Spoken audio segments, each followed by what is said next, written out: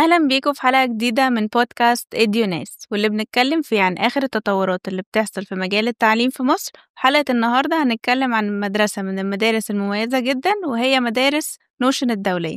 بس في الأول خلوني أرحب بأستاذ مروان الدالي، صاحب مدارس نوشن الدولية. أهلا بحضرتك يا أستاذ أهلا مروان. بحضرتك. حضرتك منورنا النهاردة أهلا بيكي. ومتشكرين جدا حضرتك جيت. شكرا. أستاذ مروان، احنا بس حابين حضرتك تدينا بريف عن مدارس نوشن ورؤيتها التعليمية. مدرسة نوشن اتأسست من 2014 الفرع الأول.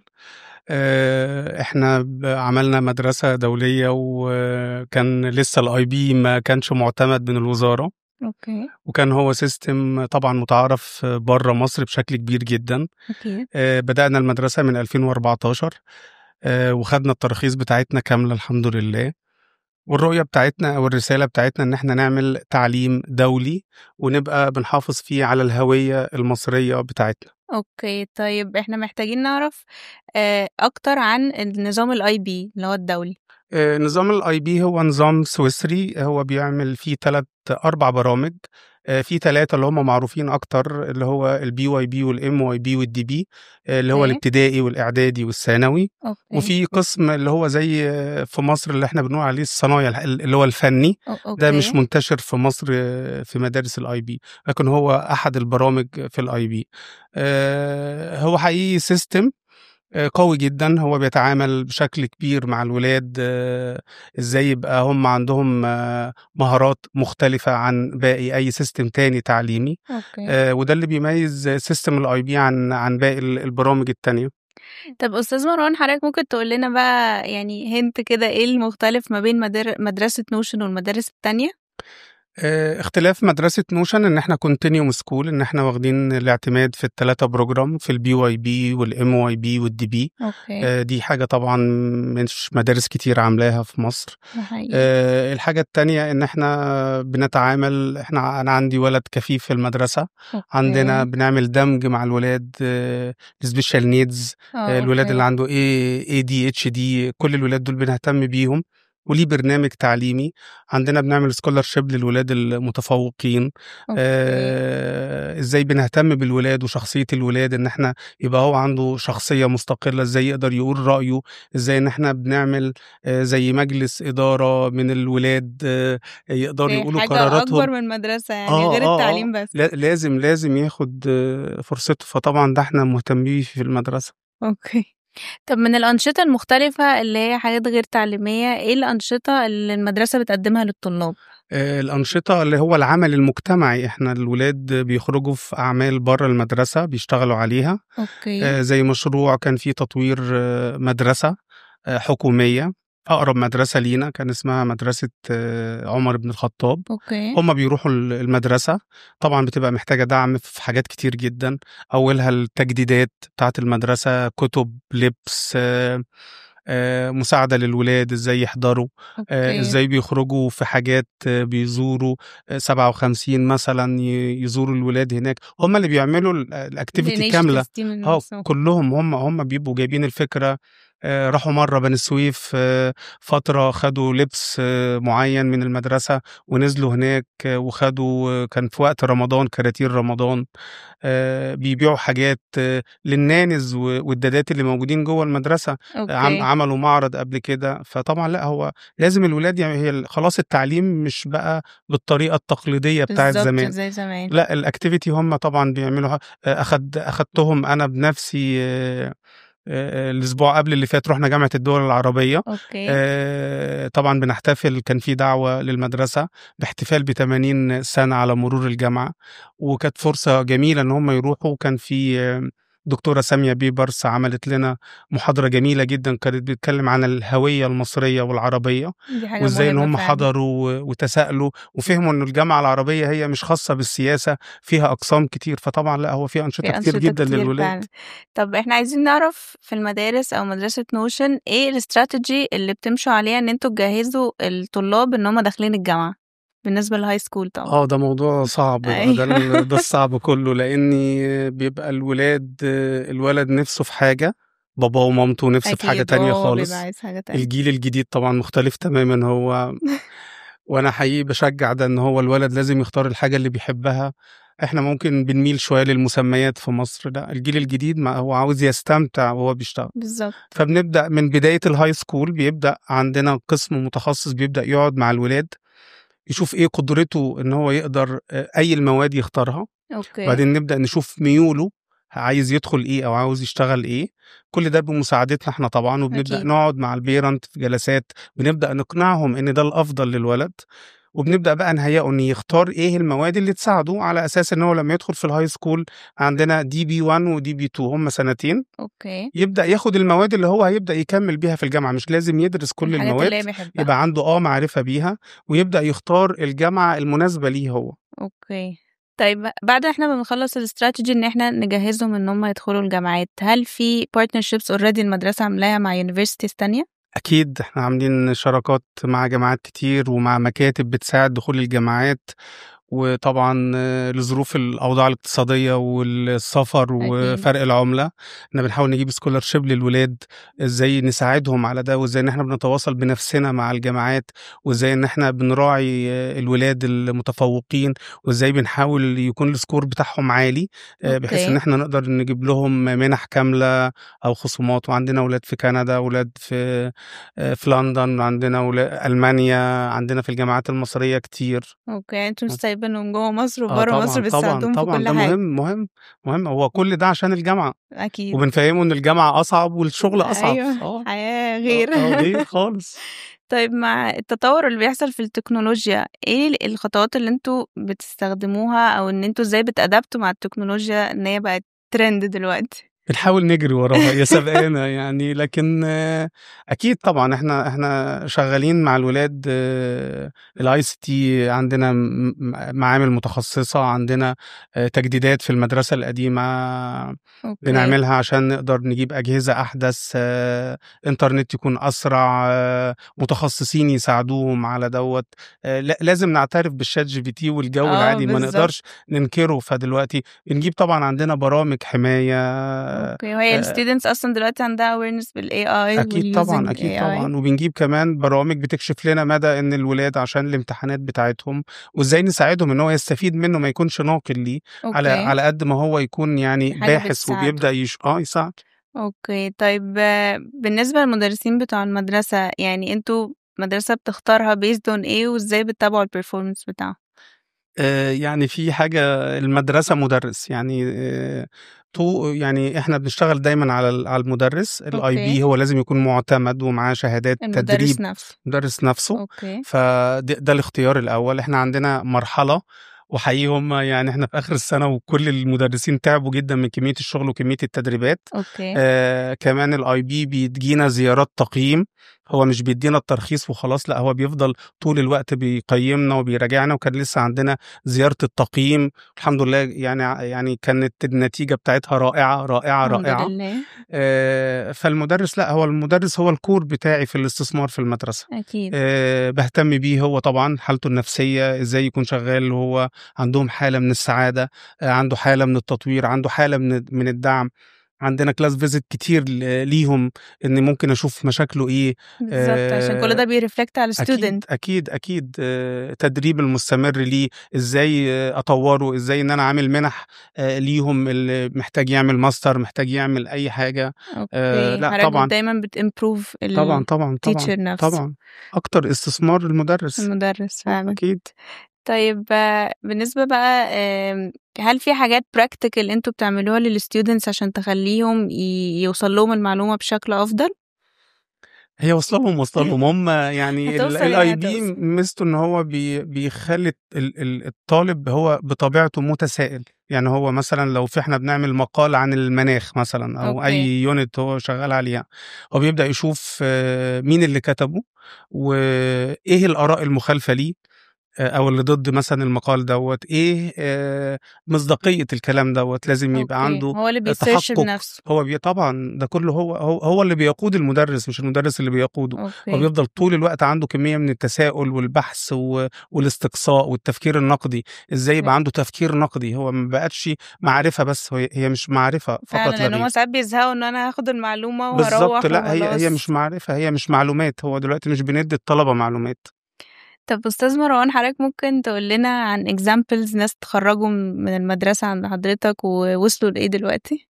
هو احنا لسه عشان صغيرين، انا اشتغلت BYB اول سنه، وبعدين تاني سنه فتحت الميدل سكول اللي هو الMYB. اوكي. احنا السنه دي بنخرج رابع دفعه. اوكي. فهم الولاد في الجامعات، عندي في طب، عندنا في هندسه، عندنا في بيزنس، عندنا في كتير، لكن هم لسه ما اتخرجوش من الجامعات. طب هم حاسين ان في جاب ما بين المدرسة جدا والجامعة؟ طبعا. لا، هم حسوا ان المدرسه هيئتهم للجامعات. اوكي. فكانت فرصه كبيره ان هم في الDB او في الهاي سكول عندنا هو قرب من الدراسه اللي هو بيدرسها في الجامعه. اوكي. فتقريبا ما حصلش عنده حصلش اختلاف ايوه كبير. تشوك.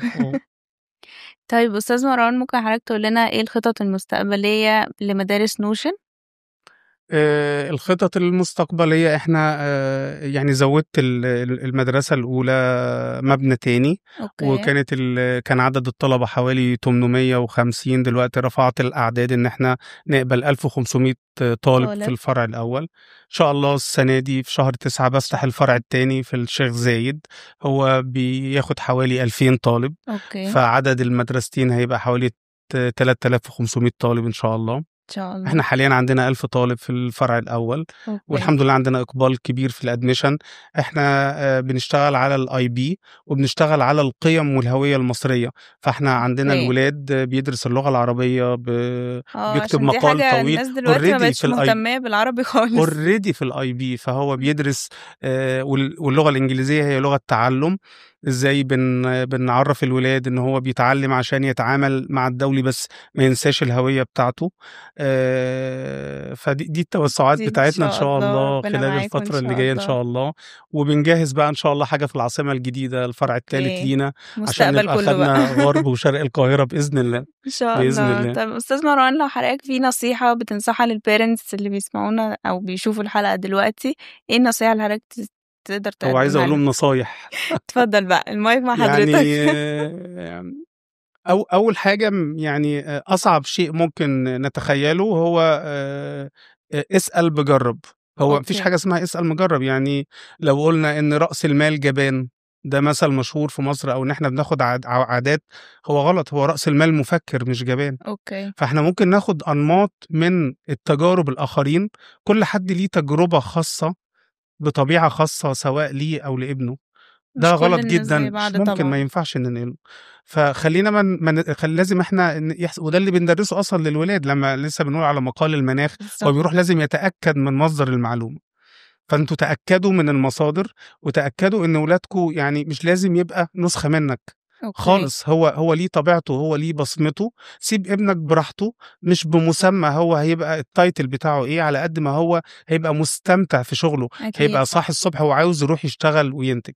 فهي نصيحتي ليهم إن نسيب ولادنا براحتهم. طبعًا بندّيهم على قد ما نقدر إن إحنا نقدر نساعدهم في اتخاذ القرار. بالظبط. لكن هو لازم يعتمد على نفسه.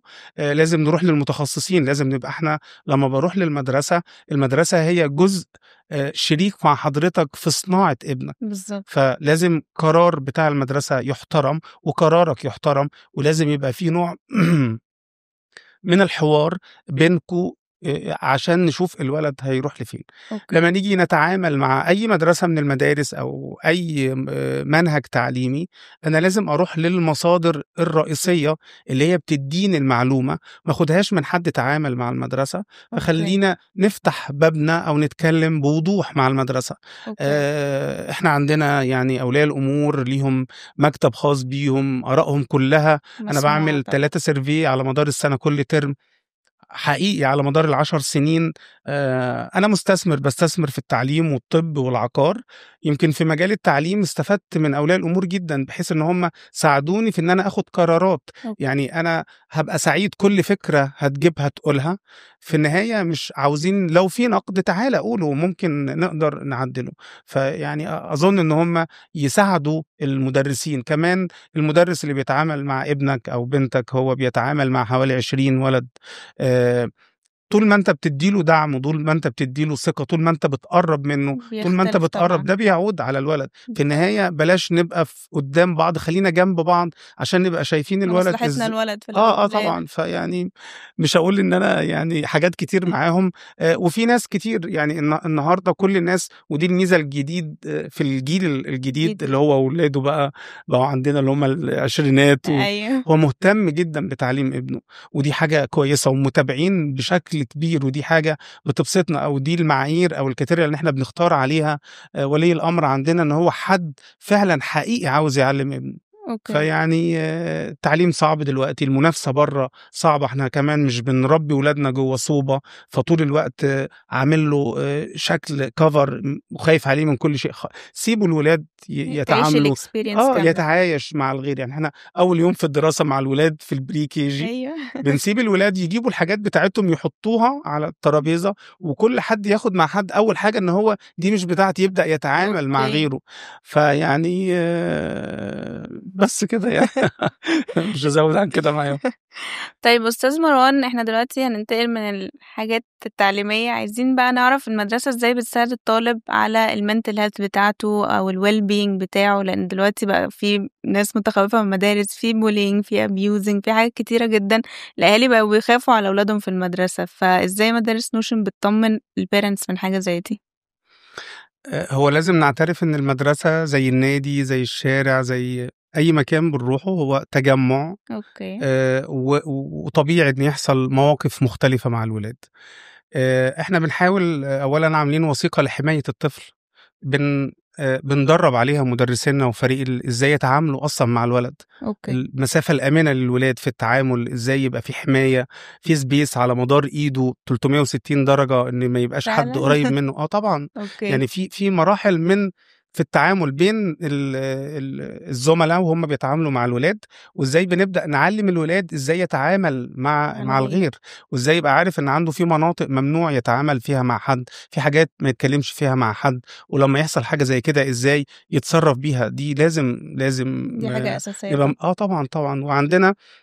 عندنا وحدة دعم كاملة، وعندنا أخصائيين اجتماعيين للحاجات دي، ومش إن إحنا بنسكّن المشكلة، لأ إحنا طبعًا عندنا جنسيات مختلفة في المدرسة، كان أوكي. عندنا من الصين، من أمريكا، عندنا طبعًا لمّا الإخوة السودانيين حصل المشاكل عندهم، بعض الأعداد دخلت عندنا في المدرسة.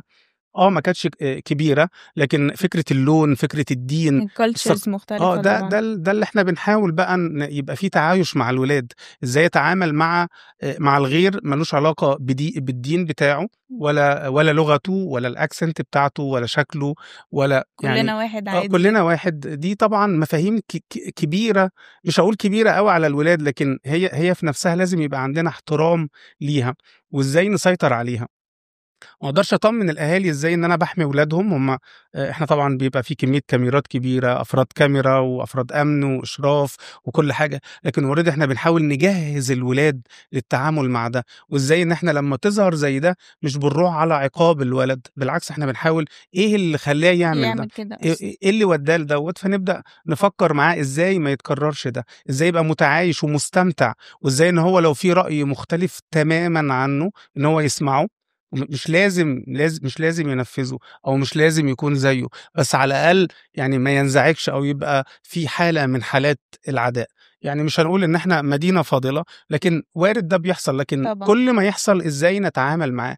لكن هو طبعًا مع الجيل الجديد، مع السوشيال ميديا، مع الأمور، السوشيال ميديا مع صعبة. كمان مع تخوّف الأهالي، مع إن ممكن في أحداث لمّا بيقعدوا يعني الparent يقعدوا يتكلموا مع بعض، وتبدأ حد يحكي تجربة في مدرسةٍ ما، هو بيتخيل إن هي نقلت عنده، بالضبط. نبدأ نحط ابننا تحت الأسئلة، إيه اللي حصل إيه، حد عمل لك حد حاجة، عمل حد لك مش حاجة، عارف نبدأ إيه، نكبّر عنده، نقرّره. ونبدأ ندّي له إحنا ردود أظن ضربك اضربه، تعامل، بالضبط. غلط، غلط، بالعكس خالص. إمم. روح اللي يعني المدرسة بتاعته بيروح لو اتكلم معاها تقدر تحل له المشكلة، وفي كتير في قسم كامل عندنا لده، إذا كان إحنا بنقبل الspecial needs وحالات التعلُّم وصعوبات التعلُّم عندنا موجودة في المدرسة، إن إحنا بنقبل أعداد ونكون عندنا الجاهزية ليها، إن إحنا لازم كمان ندمجهم في المجتمع. أكيد. فبال بالولاد الطبيعيين، ليه ما تتعاملش مع زميلك مع أو زميلك زميلتك؟ عادي. طبعًا.